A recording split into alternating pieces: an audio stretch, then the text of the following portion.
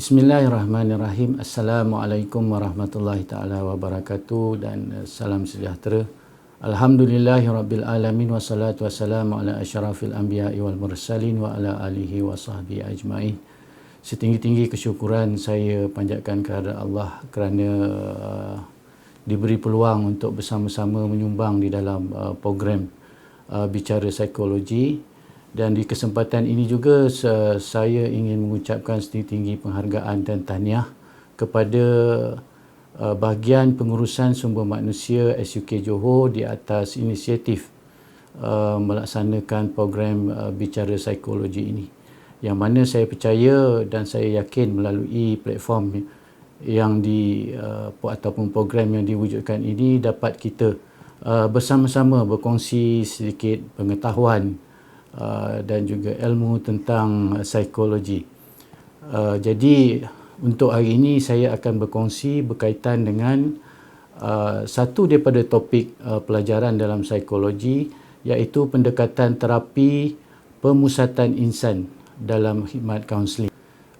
Untuk makluman tuan-tuan dan puan-puan yang saya hormati sekalian, bahawa teori psikologi pemusatan insan ini adalah berasaskan kepada pendekatan psikologi humanistik, yang mana secara umumnya pendekatan ini menerangkan berkaitan dengan pemahaman diri sendiri, iaitu bagaimana kita memahami diri kita sendiri, tentang keperluan-keperluan diri kita, tentang kehendak diri kita, kesejahteraan diri, tentang kelebihan dan juga kekurangan diri, dan lain-lain perkara yang melibatkan diri sendiri, yang mana pendekatan ini menekankan kepada pemahaman bahawa diri kita sendiri yang akan faham, yang boleh memahami segala isu ataupun permasalahan yang wujud dalam kehidupan kita sehari-hari. Jadi ada beberapa tokoh dalam pendekatan tokoh-tokoh humanistik ini.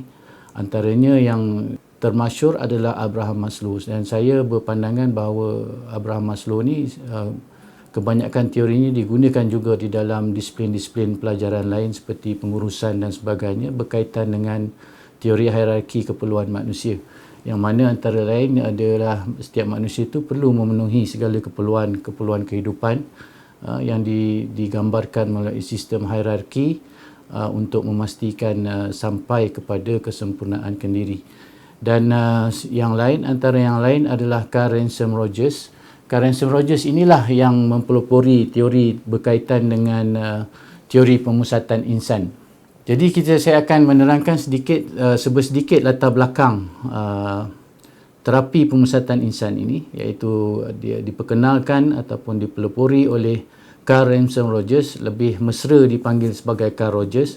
Beliau telah dilahirkan pada tahun 1902 dan telah meninggal dunia pada tahun 1987, dan ketika itu umur beliau adalah 85 tahun. Beliau adalah anak yang keempat dari 6 adik-beradik, yang mana latar belakang keluarga beliau adalah amat mementingkan kepada disiplin, agama dan moral. Dan beliau adalah seorang profesor psikologi dan psikiatri. Beliau ni adalah salah seorang tokoh yang sangat berpengaruh dalam bidang kaunseling, dalam bidang psikologi, yang membawa perubahan dan hala tuju bidang kaunseling sehinggalah ke hari ini.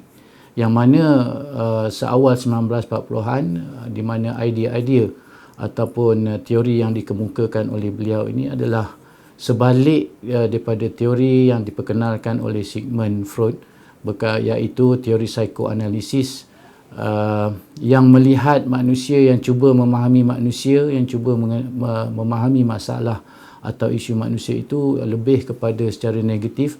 Antaranya iaitu dalam psikoanalisis mengatakan bahawa manusia itu memang cenderung untuk melakukan perkara-perkara negatif, untuk merosakkan diri, disebabkan perkara-perkara tersebut adalah lebih kepada perkara-perkara yang menyeronokkan. Jadi melalui pendekatan yang diperkenalkan oleh Carl Rogers ini, beliau telah menggunakan satu pendekatan yang lebih lembut dan juga positif dalam memahami segala sifat dan masalah manusia. Tuan-tuan dan puan-puan yang saya hormati, jadi di dalam teori pemusatan klien ini ataupun pemusatan insan, hanya saya akan terangkan seberapa ringkas, iaitu terdapat dua konsep utama penting di dalam pendekatan ini, iaitu berkaitan yang pertama sifat semula jadi manusia, dan yang kedua berkaitan dengan syarat-syarat yang perlu ada pada seorang kaunselor di dalam menggunakan pendekatan ini dalam proses kaunseling. Jadi konsep-konsep yang penting berkaitan dengan manusia itu adalah satu, konsep kendiri. Konsep kendiri ini adalah persepsi atau persepsi diri tentang diri sendiri atau gambaran ataupun keterangan seseorang tentang dirinya sendiri.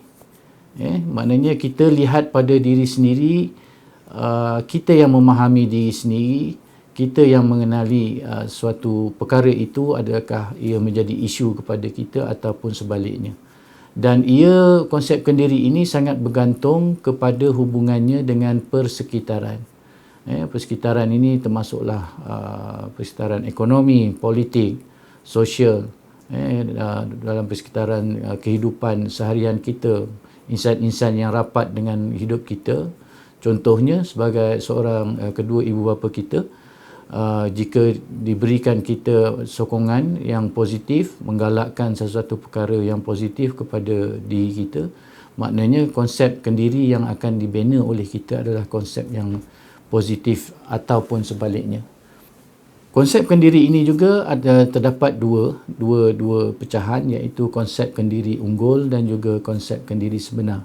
Konsep kendiri unggul ni iaitu adalah gambaran yang kita berikan pada diri kita tentang sesuatu perkara ataupun sesuatu fenomena yang kita inginkan, yang kita harapkan. Contohnya, saya sebagai seorang usahawan yang berniaga secara kecil-kecilan, tapi saya memberikan gambaran seolah-olah saya ini seorang ahli korporat yang sangat berjaya, mempunyai satu bangunan perniagaan yang besar, dan ini adalah yang dikatakan sebagai kendiri unggul tadi, yang mana kendiri unggul ini adalah satu yang bersifat idealistik yang ada pada setiap diri manusia dan setiap ataupun individu. Dan manakala kendiri sebenar adalah persepsi ataupun keadaan sebenar kita pada sesuatu masa, yang mana jika kendiri unggul ini, kita mempunyai satu kendiri unggul yang terlalu tinggi berbanding dengan kendiri sebenar, jadi ia boleh berikan tekanan kepada kehidupan kita dan selanjutnya boleh menimbulkan masalah lah. Justru maknanya daripada pendekatan pemusatan klien ini, kendiri sebenar, perbezaan antara kendiri unggul dan juga kendiri sebenar itu perlu dilihat sebaik-baiknya agar tidak terlalu jauh ataupun terlalu tinggi yang boleh memberi masalah kepada diri kita sendiri. Pada masa yang sama, tuan-tuan dan puan-puan, dalam pendekatan ini dia ada juga istilah berkaitan dengan dunia fenomena. Dunia fenomena ini adalah persepsi unik individu seseorang itu tentang pengalaman dirinya. Maknanya kita saja, individu itu saja yang dapat memahami pengalaman sesuatu yang dilalui oleh dirinya sendiri. Itu dikenali sebagai dunia fenomena, yang mana tidak mungkin akan difahami oleh orang lain, sesiapa saja, kecuali peristiwa ataupun fenomena itu dicuba difahamkan melalui kacamata di individu itu sendiri.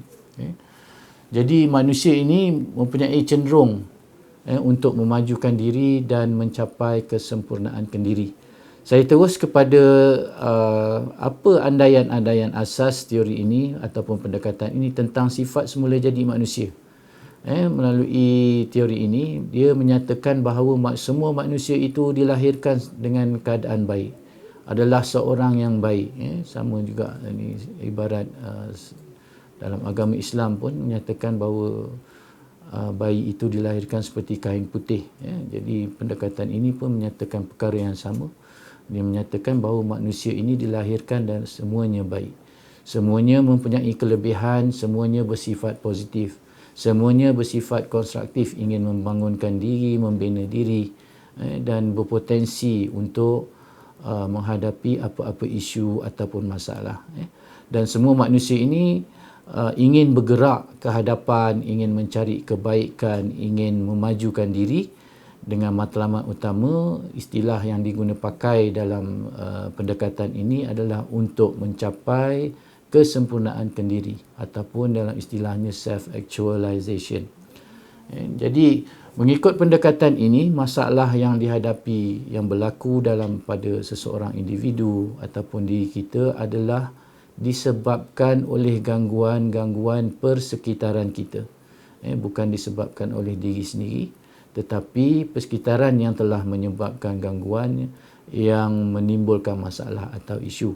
Yang mana saya boleh berikan contoh yang terdekat kita, yang baru-baru yang sedang kita alami juga ini adalah contohnya persekitaran bencana ataupun musibah yang melanda, seperti baru-baru ini kita dengan isu pandemik COVID-19 yang telah memberi kesan dan pelbagai reaksi, pelbagai emosi, tingkah laku manusia itu yang telah menyebabkan sesuatu masalah itu berlaku.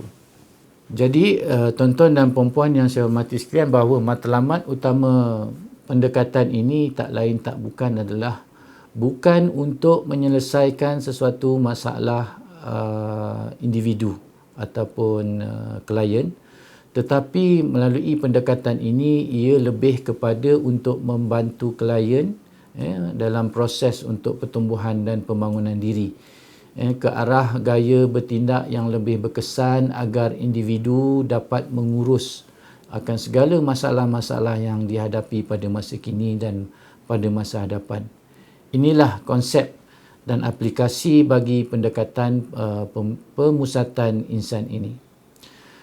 Sebagaimana telah yang saya nyatakan tadi, yang kedua berkaitan dengan syarat-syarat ataupun keperluan yang perlu dipenuhi ataupun boleh kita istilahkan sebagai wajib dipatuhi oleh kaunselor-kaunselor yang menggunakan pendekatan ini dalam proses membantu itu tadi.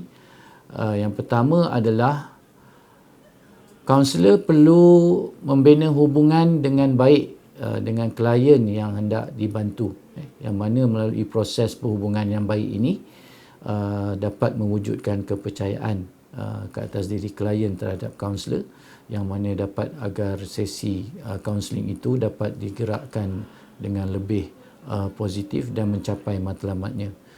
Pada masa yang sama, kaunselor juga merupakan seorang yang terlatih dan profesional. Tetapi ini tidak bermakna bahawa kaunselor itu lebih tinggi daripada klien. Yang mana melalui pendekatan ini ia melihat klien itu adalah sama seperti kaunselor, seorang individu ataupun manusia yang ingin mencapai kesempurnaan diri, yang mencari perkara-perkara yang baik untuk mengatasi segala isu ataupun masalah yang dihadapi. Seterusnya, ada 3 syarat utama yang perlu dipenuhi melalui pendekatan ini oleh setiap kaunselor yang menggunakan teori atau pendekatan ini. Yang pertama iaitu kaunselor tersebut perlulah menerima kliennya tanpa syarat, iaitu dia tidak menilai, dia tidak menghukum ataupun menghakimi. Contohnya bila lihat perwatakan wajah, tingkah laku klien, dia ada menilai klien ni baik ataupun tidak baik, dan ini tidak berlaku dalam teori pemusatan klien ini. Maknanya seorang kaunselor yang membantu itu harus menerima klien secara terbuka, dengan sikap yang terbuka, menerima seadanya diri klien tersebut. Ini syarat pertama. Yang keduanya adalah berkaitan dengan ketulinan dan kongruen, yang membawa maksud bahawa kaunselor perlu menunjukkan pemikiran, emosi dan juga tingkah laku sebenar beliau. Maknanya dalam proses membantu itu dia tidak berpura-pura bahawa kaunselor itu ikhlas untuk membantu, dan perlu selaras antara pemikiran kaunselor, emosi dan juga tingkah laku kaunselor itu perlu selaras supaya tidak bercanggah dalam proses membantu tersebut. Dan yang ketiga dan yang terakhir adalah kefahaman dan empati. yang mana kaunselor perlu meletakkan dirinya dalam situasi klien. Sebagaimana andaian asas yang telah saya nyatakan tadi, bahawa hanya melalui meletakkan diri kita sebagai klien tu, maka kita akan dapat memahami apa yang berlaku ke atas diri klien dan apa perasaan, emosi, pemikiran dan juga tingkah laku klien. Empathy di sini pula membawa maksud bahawa pemahaman yang mendalam. Maknanya kaunselor perlu memahami secara mendalam dengan meletakkan situasi klien tu dalam dirinya untuk memastikan proses membantu itu dapat dilaksanakan dengan betul dan mengikut pendekatan pemusatan insan ini. Dalam erti kata yang lain, seorang kaunselor perlu memasuki dunia fenomena klien berasaskan kepada rujukan dalaman diri klien itu bagi membolehkan kaunselor memberikan respon yang tepat dan bagi membolehkan keputusan matlamat sesi membantu itu dapat dicapai sebaiknya. Jadi tuan-tuan dan puan-puan, dapat kita simpulkan di sini bahawa mengikut pendekatan ini bahawa semua manusia itu baik, semua manusia itu positif, semua manusia ingin menuju ke arah kebaikan, ingin mencari kesempurnaan diri dan tiada siapa kat dunia ini inginkan masalah. Tetapi oleh kerana disebabkan oleh faktor-faktor seperti persekitaran, seperti mana yang telah saya nyatakan tadi, maka berlakulah masalah ataupun sesuatu isu terhadap diri seseorang itu. Jadi melalui pendekatan pemusatan klien ini, dua konsep utama tadi apabila diaplikasikan, apabila dipenuhi, maka bolehlah kita nyatakan ataupun simpulkan bahawa pendekatan ini, iaitu pendekatan pemusatan insan atau klien itu telah digunakan pakai dalam proses membantu. Dan akhirnya dalam pendekatan ini bahawa proses kaunseling itu bukanlah proses untuk menyelesaikan masalah, tapi ia lebih kepada proses untuk membantu klien mencapai strategi pelaksanaan ataupun daya tindak untuk mencapai kesempurnaan diri bagi menghadapi masalah-masalah semasa dan juga masalah-masalah pada masa akan datang. Sekian saja sedikit perkongsian daripada saya. Mudah-mudahan dapat dimanfaatkan bersama, mudah-mudahan dapat memberikan gambaran kepada tuan-tuan dan puan-puan sekalian berkaitan dengan pendekatan pemusatan insan ataupun klien ini dalam proses khidmat kaunseling. Sekian, wabillahi taufik wal hidayah. Wassalamualaikum warahmatullahi taala wabarakatuh. Terima kasih.